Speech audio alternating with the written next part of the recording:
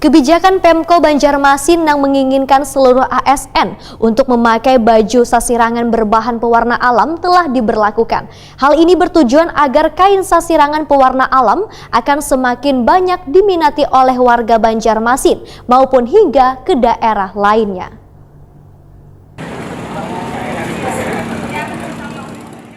Kebijakan Pemko Banjarmasin yang menginginkan seluruh ASN untuk memakai baju sasirangan berbahan pewarna alam telah diberlakukan. Pemko Banjarmasin meminta kepada seluruh kepala SKPD Wan ASN Saban sebulan sekali untuk mengenakan pakaian sasirangan berbahan pewarna alam. Hal ini bertujuan agar kain sasirangan pewarna alam akan semakin banyak diminati oleh warga Banjarmasin maupun hingga ke daerah lainnya. Demikian dipadahkan Wali Kota Banjarmasin Ibnu Sina, Wetakoni Prima TV usai melepas karnaval sasirangan Baisukan Sabtu 9 Maret 2019.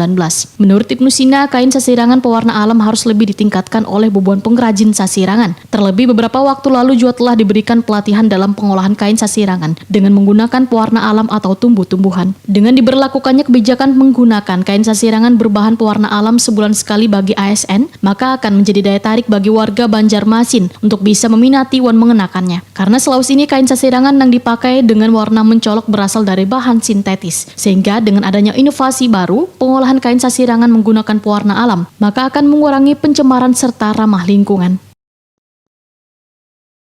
Pak, mengenai kebijakan penggunaan sasirangan pewarna alam gimana Pak? Ya, itu kan dalam surat edaran sudah kita tuangkan.